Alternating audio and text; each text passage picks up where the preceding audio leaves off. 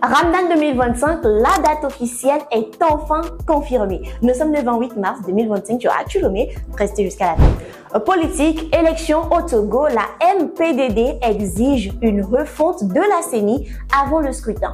À l'approche des élections municipales, le mouvement patriotique pour la démocratie et le développement dirigé par Jonas Siliada accuse la Commission électorale nationale indépendante, la CENI, d'avoir violé le code électoral en prolongeant sans consultation le mandat des organes électoraux locaux. La MPDD critique aussi le maintien inchangé de la CENI depuis avril 2022.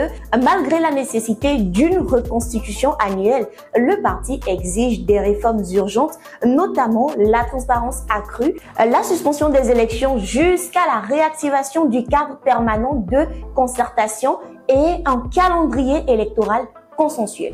Sécurité routière, 4 morts dans un terrible accident sur la route nationale numéro 1, on vous en parle. Un tragique accident a eu lieu sur la route nationale numéro 1 près de Dapaon, impliquant un bus de LBS Transport et 2 motos.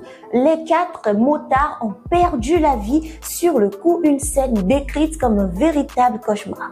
L'incident a causé une paralysie de la circulation entre Dapaon et Saint-Cassé. La RN1, un acte vital du Togo, est de plus en plus dangereuse avec des demandes croissante pour des réformes de sécurité routière comme un meilleur contrôle de la vitesse et une meilleure signalisation. Ramadan 2025, voici pour vous la date officielle. Le Conseil français du culte musulman a annoncé que la fin du Ramadan 2025 sera célébrée le dimanche 30 mars 2025 après l'observation de la nouvelle lune. L'Aïd el-Fitr, marquant la fin du jeûne, doit être célébré par des prières matinales, des repas en famille, des échanges de cadeaux et des vêtements neufs.